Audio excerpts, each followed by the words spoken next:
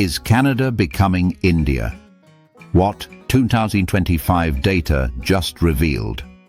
What if I told you Canada is changing so fast that some cities no longer resemble the country you grew up in? What if new 2025 data revealed that the cultural balance has shifted so dramatically that Canada may be on the verge of becoming something entirely different, something unexpected, something explosive? Tonight, we're breaking down the numbers the government refuses to talk about, and the transformation millions of Canadians are witnessing with their own eyes. This is the truth behind the question: is Canada becoming India? Chapter 1. The shift that shocked the country. Across major Canadian cities, the transformation is no longer subtle. It is bold, visible, and happening in real time. Streets filled with businesses that didn't exist 10 years ago. Entire neighborhoods speaking a language that was once heard only in isolated immigrant enclaves. And now, 2025 data confirms what many Canadians have sensed. The scale of demographic change has reached a historic peak. Indian immigration specifically has hit numbers that no other country even comes close to matching. From permanent residents to international students, workers and sponsored family arrivals, India now dominates almost every immigration category. For many Canadians, this is either a sign of progress or a sign their country is becoming unrecognizable. Brampton, Surrey, and parts of Mississauga now have cultural concentrations that rival the homogeneity of entire regions in India. From religious centers to business networks, from media outlets to political influence, the imprint of Indian culture is no longer a minority presence. It's a decisive force. The shift is fast because the system allows it to be fast. Immigration levels reached record highs in 2024, and 2025 is on track to surpass them. With one demographic representing over a third of newcomers, the change compounds quickly. Neighborhoods evolve, economies shift, and cultural identity adapts or struggles. For many older Canadians, the pace of change feels disorienting. They remember a Canada that took decades to shift culturally. Now, shifts happen in a few years. The conversation has moved beyond immigration. It's now about identity, direction, and cultural dominance. Meanwhile, younger Canadians navigate a Canada where multiculturalism has evolved from diversity to concentration. They live in a country where one immigrant group is shaping the job market, the housing market, and the political scene. Some embrace it. Others resist it. This is the backdrop of a transformation that no politician dares to question publicly, but millions debate privately. And tonight, we explore how deep that transformation truly goes. Chapter 2.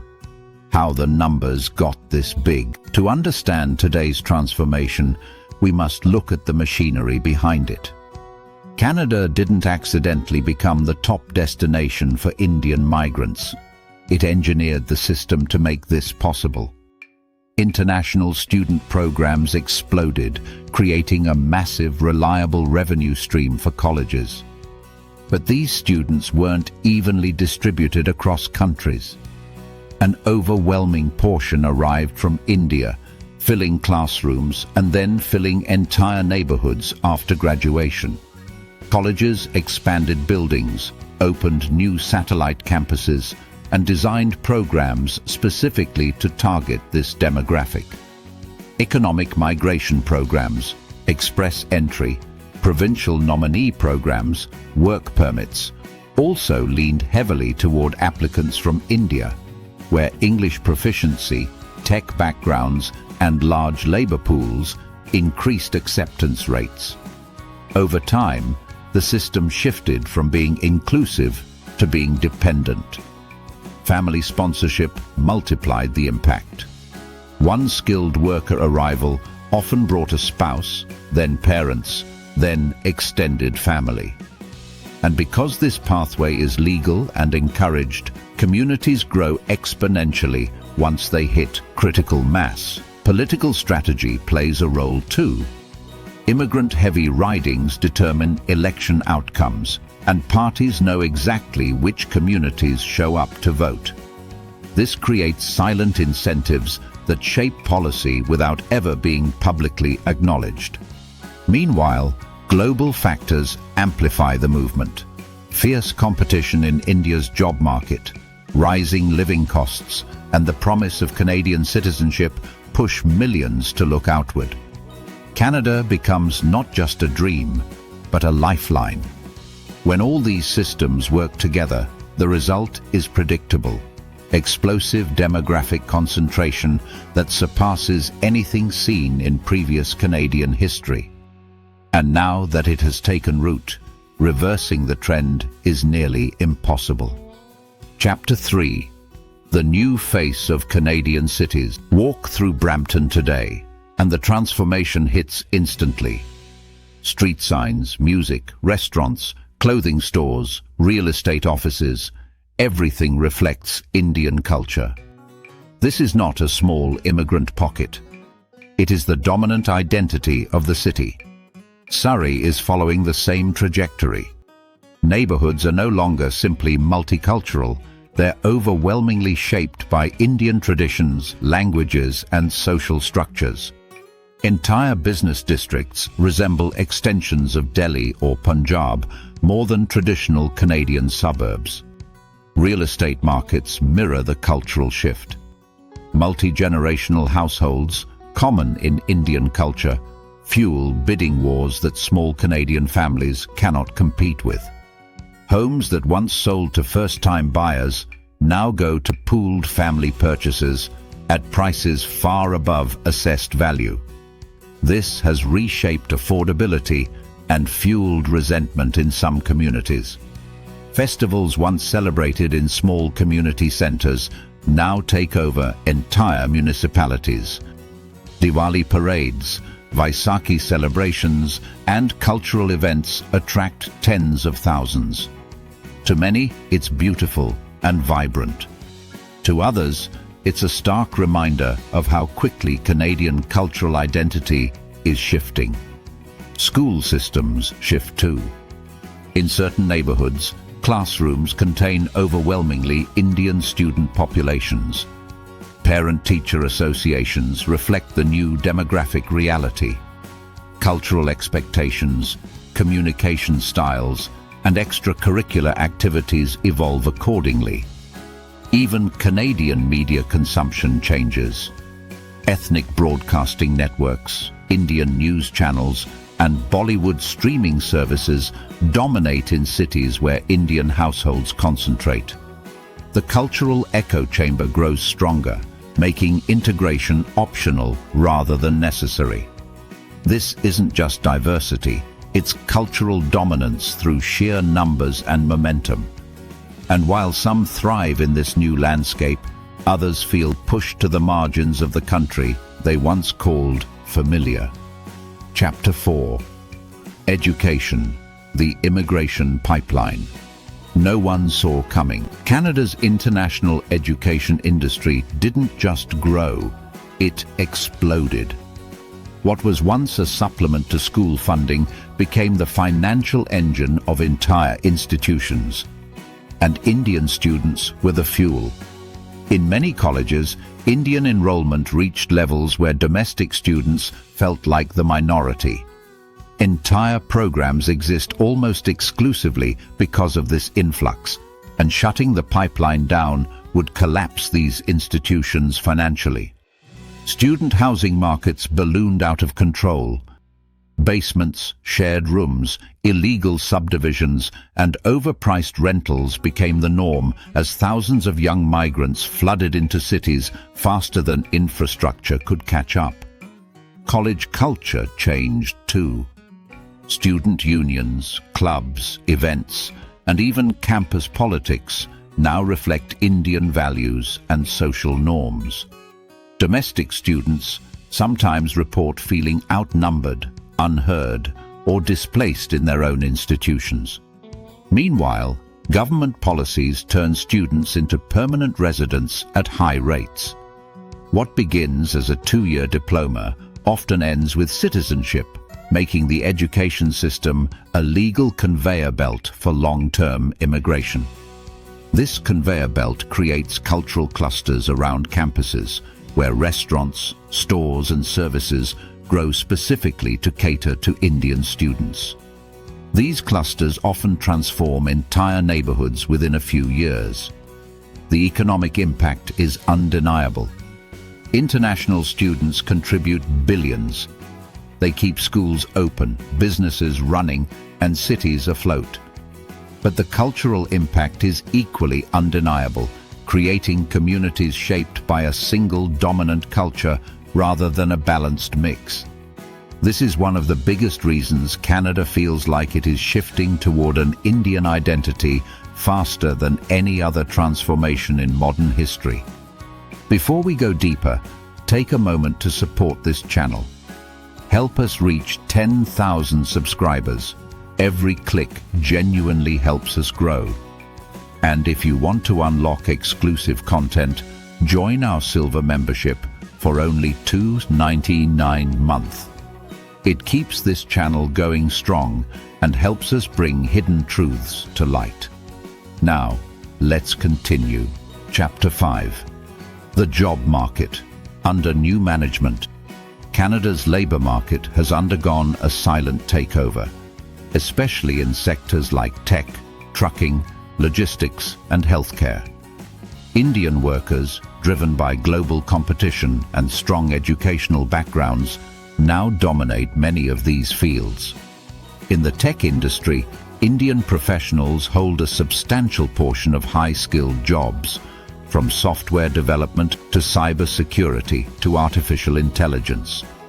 Canadian graduates often report struggling to compete, not because of skill gaps, but because companies prefer hiring from a massive pool of globally experienced Indian talent.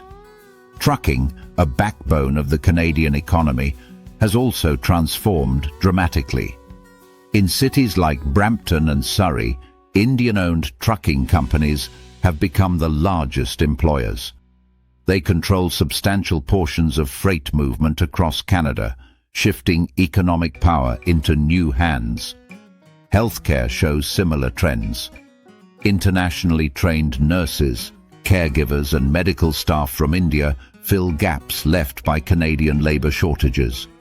Many hospitals now rely heavily on Indian professionals to maintain services. Retail and small business industries evolved as well. The rise of Indian-owned supermarkets, restaurants, consulting firms, mortgage brokerages, and real estate agencies created parallel economies where cultural preference drives customer loyalty. This economic concentration creates tension. Some Canadians feel boxed out of their own job markets. Others welcome the stability these workers bring. But the shift is undeniable. Job markets are now shaped more by Indian migration than domestic growth. The future workforce of Canada is being built today.